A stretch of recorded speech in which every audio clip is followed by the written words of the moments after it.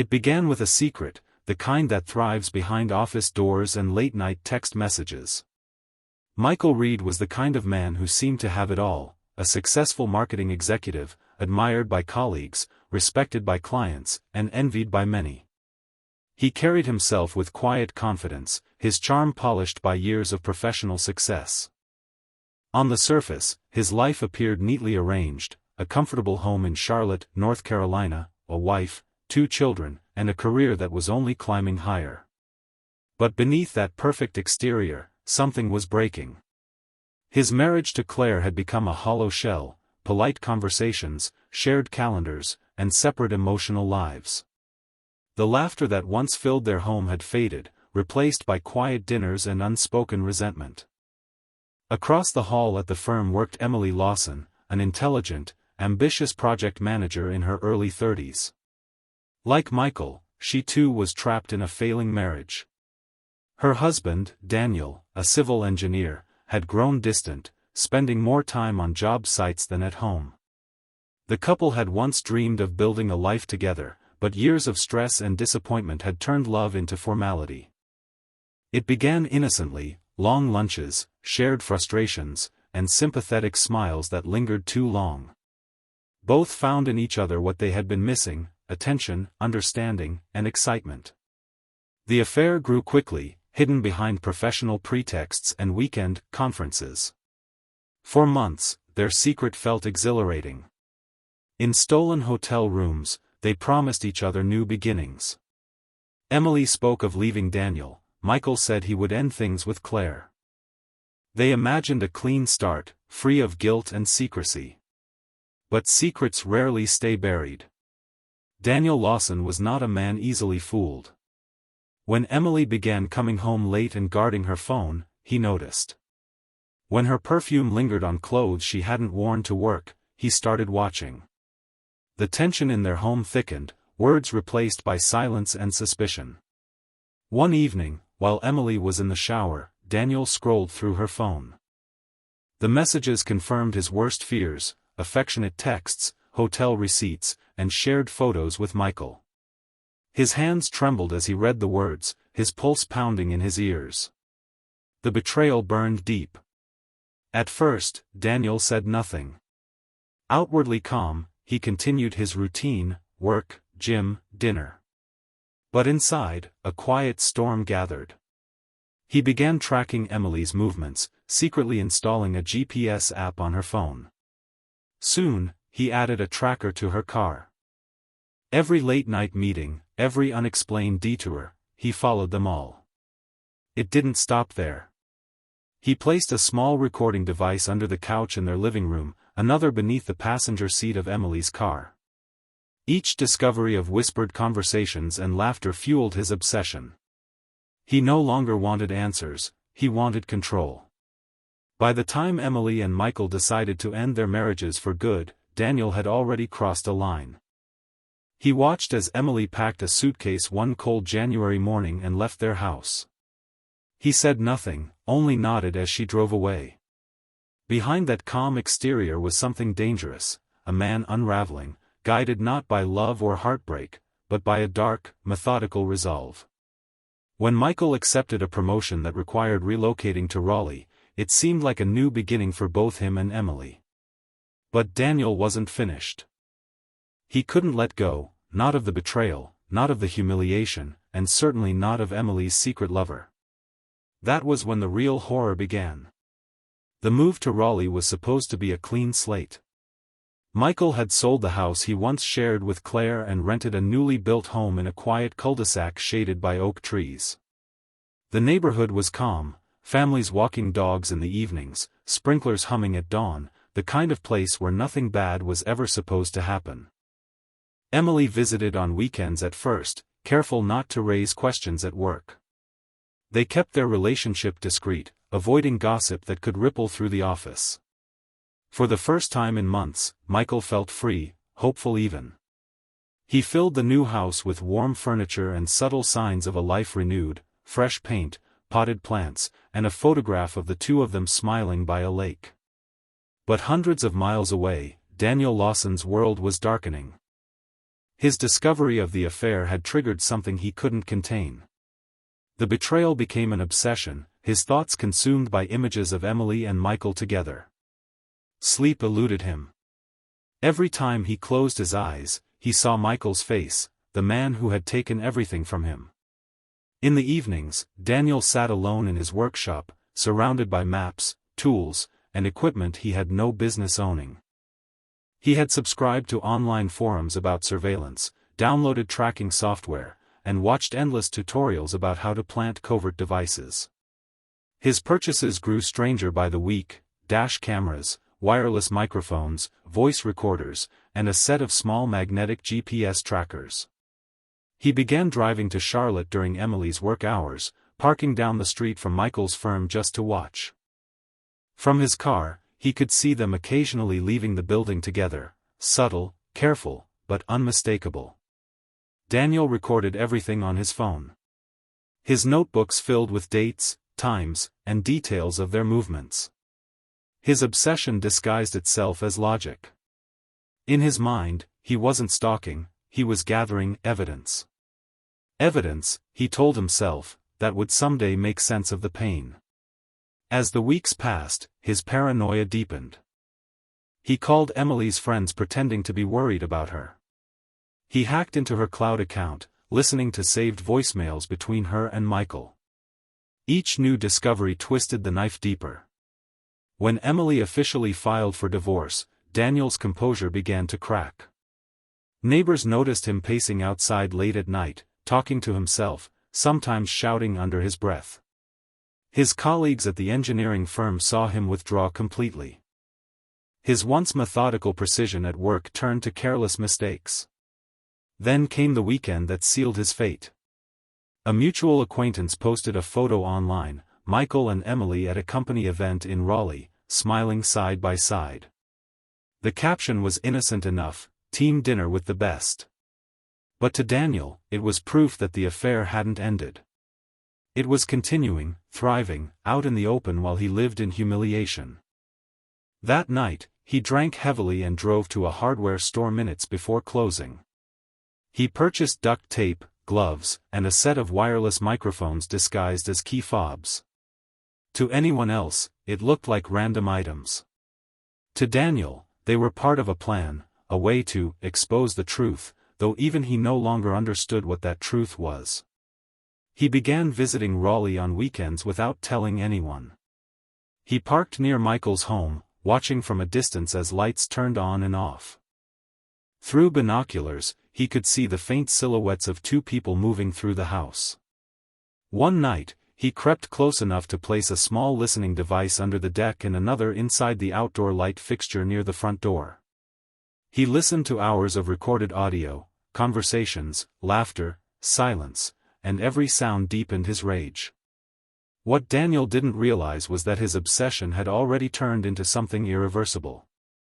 What began as an attempt to uncover betrayal was now something darker, a fixation that had no end except destruction.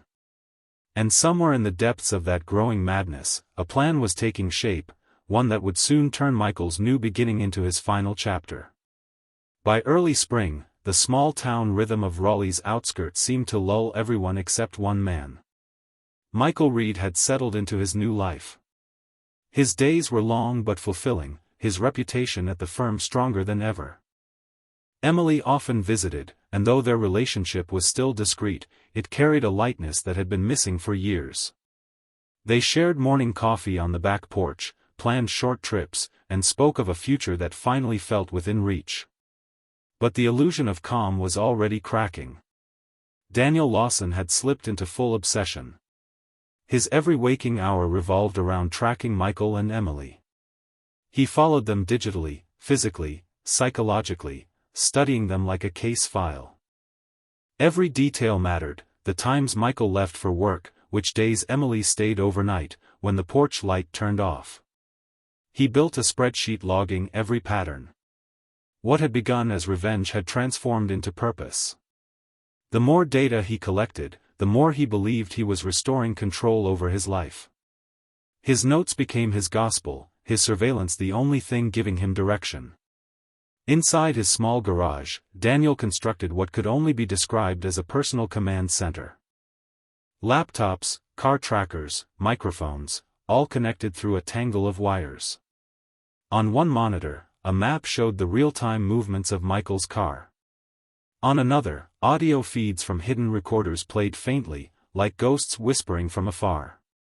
He played the same clips over and over again, Emily's laugh, Michael's voice saying her name. He didn't just hear them, he memorized them. Each word tightened the spiral he was in. Around this time, Emily noticed something strange. Her car's battery drained unusually fast. A coworker mentioned seeing a small device stuck beneath her bumper when she parked at the office. Michael examined it one evening, a magnetic tracker, neatly hidden and still active. At first, they thought it was a prank or a work security issue. Michael threw it away, but unease lingered. He even joked, "Maybe your ex wants to make sure you're not seeing anyone," and Emily's forced smile told him she had thought the same. 2 nights later, Michael found his front door slightly ajar when he returned home from work. Nothing was missing, but drawers had been disturbed, subtly, like someone had touched everything without taking anything. He filed a report with local police, who found no sign of forced entry. "Probably a faulty latch," one officer said. But Michael couldn't shake the feeling that someone had been there. Across town, Daniel was listening. Through the bug hidden in the deck, he heard their conversation about the tracker, the police visit, the unease. He smiled faintly to himself. They had noticed, but not enough. He began documenting everything on a digital recorder. His voice was calm, almost detached, as he narrated his thoughts. "They think they can just move on. They think they can erase me. But you can't erase what you've destroyed." Daniel's dissent didn't look like rage anymore, it looked like precision. He ordered more gear online, a handheld radio scanner, gloves, a black hoodie, and a small-caliber handgun from a private seller he met in a parking lot. Every purchase carried him closer to a point of no return. In his last journal entries, his handwriting turned erratic. "I will see the truth one last time," he wrote. "Then everything will stop." Meanwhile, Emily began receiving strange text messages from an unknown number. "He's not who you think. You're being watched." She tried to ignore them, but Michael's concern grew. He installed new locks, cameras, and motion lights around the house. Still, the fear crept in like a draft that wouldn't go away. On the surface, their lives continued, dinner dates, quiet weekends, normalcy. But under it all pulsed the sense of being followed, watched, judged. Michael often caught himself looking over his shoulder on his evening runs. Emily began avoiding the windows after dark. They didn't know that Daniel was always nearby, parked on the next street, listening through his earpiece to the faint hum of their lives. And with every passing night, his plan sharpened into something final. He wasn't just going to confront them. He was going to make sure no one forgot what they had done. The morning of April 17th was clear and bright, the kind of day that promised nothing but ordinary peace. Birds chirped along the tree-line, the air smelled faintly of new grass, and sunlight slipped across Michael Reed's kitchen table as he poured his coffee. It should have been an unremarkable Friday, just another workday before the weekend. But miles away, Daniel Lawson was already on the road. He had left his rented storage unit at dawn, the trunk of his gray Nissan filled with items he'd been gathering for weeks, a rented car with no traceable plates, a duffel bag packed with gloves, duct tape, a flashlight, and his handgun. He had tested everything twice, practicing in the woods behind his old neighborhood. Each shot at a paper target brought a strange calm. In the seat beside him sat his phone, screen lit with one final unsent message addressed to Emily: "You made your choice. This is mine." He didn't send it yet. He wanted her to read it at the right moment. By 8 a.m. Michael had left for work. The house sat quiet, still scented with Emily's perfume from the night before. Daniel parked a block away, pulling a dark cap over his head. Through the early sunlight, he walked toward the house like someone who belonged there, steady, unnoticed. The side gate wasn't locked. He knew that because he'd checked 2 nights earlier. He moved through the yard, careful not to trip the motion lights, and slipped inside through the back door he'd previously tampered with. The interior was immaculate, modern furniture, clean countertops, a half-finished cup of coffee on the counter. He paused, breathing in. Every object in the house felt like an insult, their framed photo on the hallway wall, her sweater on the chair, his toothbrush beside hers in the bathroom. He sat down in the living room, staring at nothing. Minutes stretched into hours. Occasionally he stood to pace, whispering to himself. He thought of the life he once had, dinners with Emily, their laughter, the quiet comfort of a shared bed. Now it all belonged to another man. At noon, he checked his watch. Michael would return around 6. He'd memorized his schedule. The waiting didn't bother him. He wanted time to think. He looked around one last time before settling into the shadows near the entryway. Meanwhile, Michael's day carried on as usual. He had no reason to suspect that someone was sitting in his home, watching the door, weapon ready. Around 5:30, he left the office after finishing a late presentation, texting Emily, heading home. "Miss you." Daniel saw the headlights approach just before 6. His heartbeat quickened but his hands stayed steady. As Michael stepped out of his car, the sound of gravel crunching beneath his shoes carried through the quiet evening.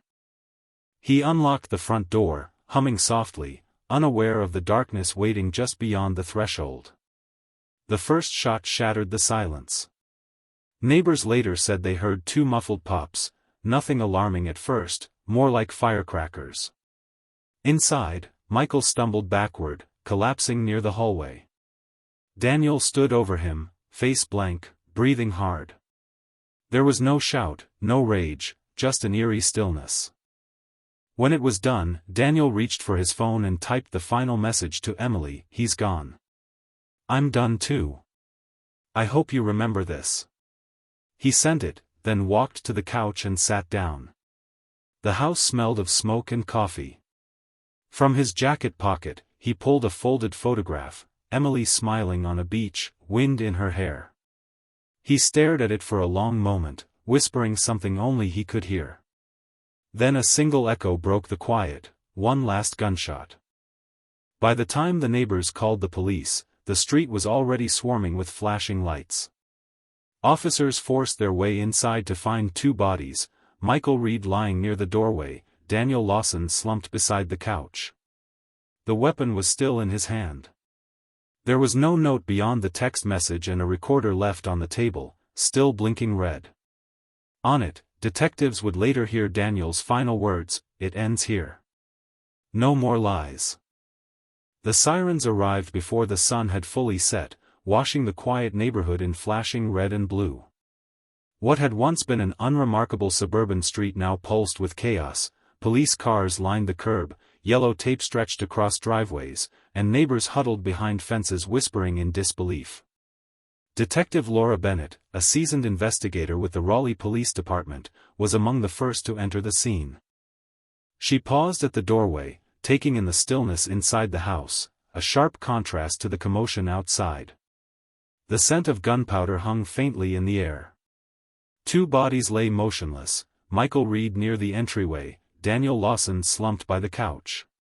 The weapon rested between them, a grim punctuation mark to the tragedy. The scene spoke of finality. There was no struggle, no overturned furniture, no chaos, just precision and intent. Daniel had waited, calm and methodical. As forensic technicians began their work, Detective Bennett moved carefully through the house. On the table near Daniel's body, she noticed a small digital recorder, its red light still blinking. She pressed stop and sealed it in an evidence bag. Nearby sat Daniel's cell phone, screen locked but displaying the last sent message to Emily Lawson. Outside, a young officer approached, pale and shaken. "Detective, we've got a woman at headquarters, Emily Lawson." Says she got a message from her ex-husband and came straight here. She's not doing well. Bennett exhaled slowly. Take her statement. And don't let her near this house. At headquarters, Emily sat trembling, her hands clenched tightly in her lap. Her eyes were red and unfocused. The moment she read Daniel's final message, she'd known something terrible had happened. She had tried calling Michael, no answer. Then she called 911, her voice breaking as she repeated, "He's going to hurt him, please hurry." But by the time officers reached the house, it was too late. Through broken sobs, Emily explained how Daniel's behavior had grown erratic over the past months. She told them about the tracking device on her car, the strange texts, the paranoia that had consumed him. She had tried to move on, but Daniel's obsession shadowed every step of her new life. When detectives searched Daniel's rented vehicle, the findings confirmed her fears. Inside, they discovered another handgun magazine, rolls of duct tape, a flashlight, and a collection of surveillance equipment, audio recorders, trackers, even a miniature camera designed for a car's vent grill. Receipts from a local firing range were dated just days before the shooting. In the glove compartment was a worn notebook filled with disturbing entries. Each page chronicled Daniel's descent into obsession, lists of times, addresses, and personal notes about Emily and Michael. One entry read, "He took everything. I will see them one last time before it's done." When technicians analyzed the recorder found in the house, the audio sent chills through the team. The first hour was silence, faint breathing, footsteps, the occasional creak of the house. Then came the sound of keys in the lock, followed by two deafening cracks. After a pause, Daniel's voice spoke softly. "It's quiet now. I just wanted peace." Those were his final words. Detective Bennett later described it as one of the most unsettling cases of her career, not for its brutality, but for its deliberate calm. Every detail had been planned, the rented car, the timing, the equipment, even the message to Emily. The medical examiner confirmed that both men had died instantly, Michael from the first 2 shots, Daniel from the last. Toxicology showed traces of alcohol and medication in Daniel's system, enough to dull fear but not cloud precision. Within days, the media seized the story. Headlines across North Carolina read: "Engineer kills wife's lover before taking own life, obsession turned deadly." The public devoured the details, the affair, the hidden devices, the recordings, but for those who had known the victims, it wasn't a story. It was devastation. Emily withdrew completely, refusing interviews. Michael's co-workers held a small memorial in his honor, leaving his office desk untouched for weeks. Daniel's family, blindsided by the tragedy, issued a quiet statement expressing sorrow for both lives lost. Behind every headline, though, remained a question that no one could answer. At what moment had heartbreak turned into obsession, and obsession into murder? Although both men were gone, the case did not simply end. What followed was a slow, painful process of piecing together the truth, one that unfolded under the intense glare of public attention.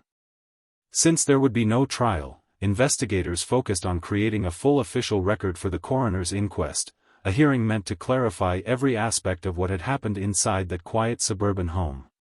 The findings would later become public, fueling debates that spread far beyond Raleigh. Detective Laura Bennett spent weeks reconstructing Daniel Lawson's final months. The evidence she collected told a clear, chilling story. Daniel had planned the attack with precision. The surveillance equipment, practice range receipts, and detailed notes all pointed to premeditation. There was no sign of impulsive rage, only obsession, control, and an unrelenting fixation on reclaiming power. During the inquest, experts testified about Daniel's mental state. Psychologists described what they called coercive rumination, a loop of obsessive thinking where betrayal becomes a consuming identity.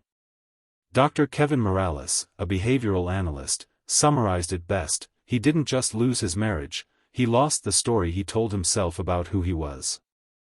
That's when some individuals begin constructing a different ending, one where they feel back in control, even if it's through destruction. Emily Lawson sat through the hearing only once. She entered quietly, a dark scarf covering her hair, her expression blank. When Daniel's final audio was played in the courtroom, she flinched at the sound of his voice. Afterward, she left before the session ended, refusing interviews or public comment. Media coverage was relentless.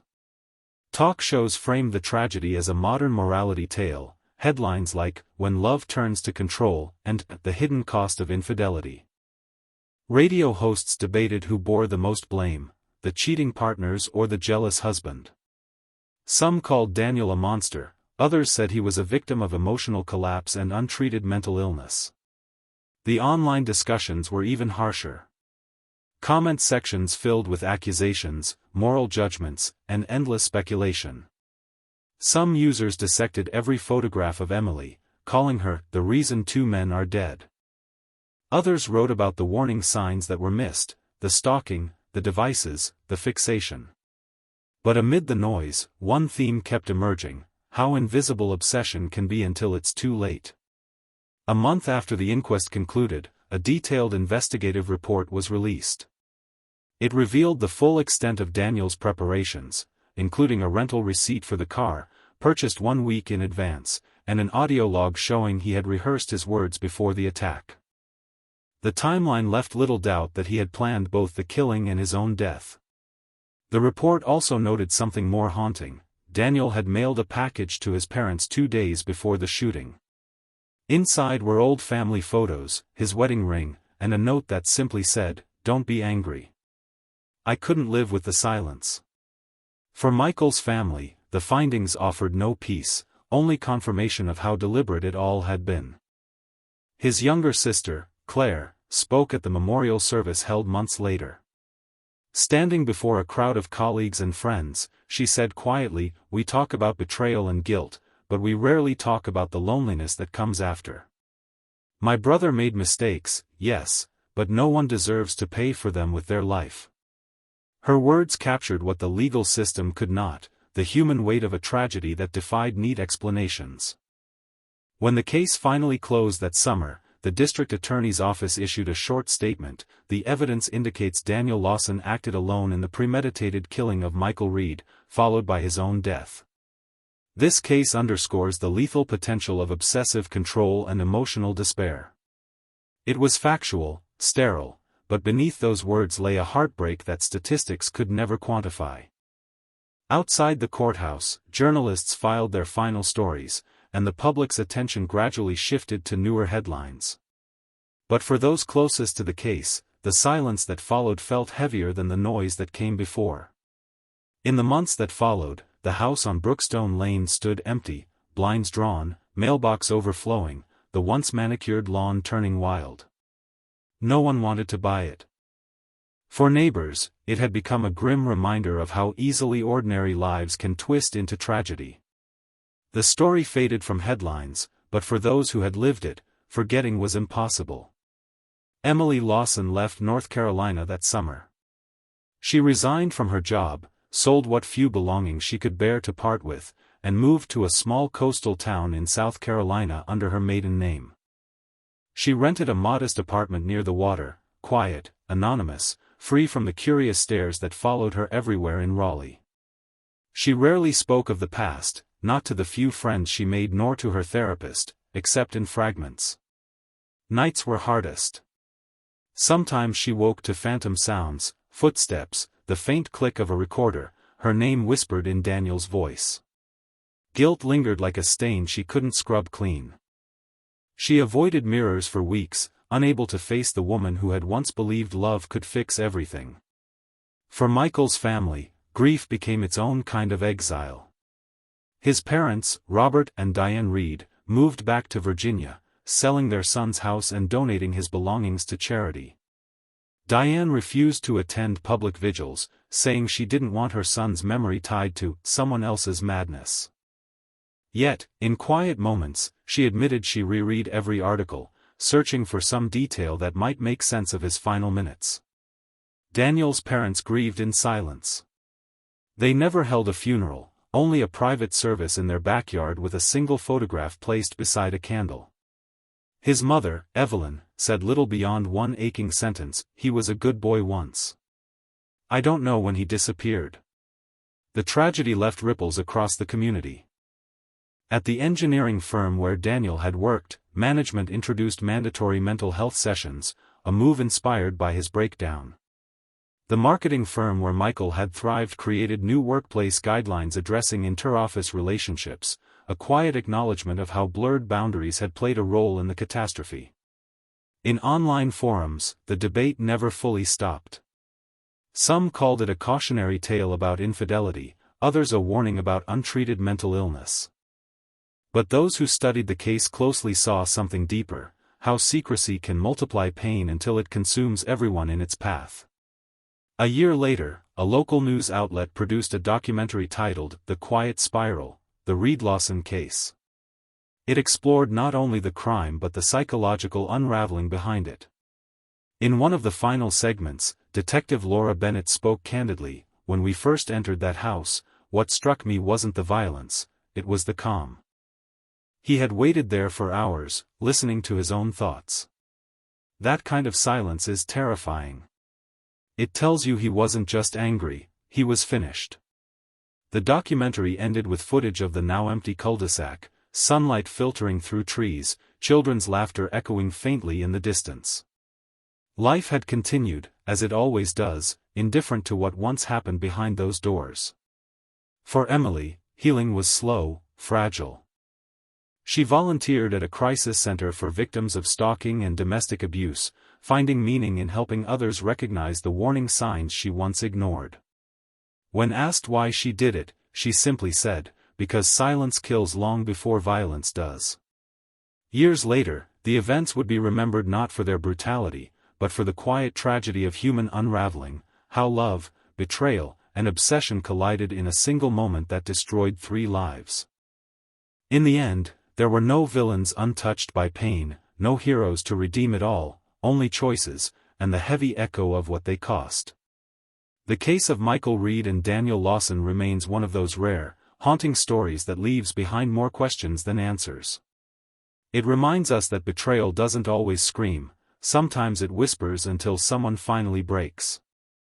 And in the silence that follows, we are left with a truth as fragile as it is devastating: love can heal, but when mixed with secrecy and obsession, it can also destroy everything it touches.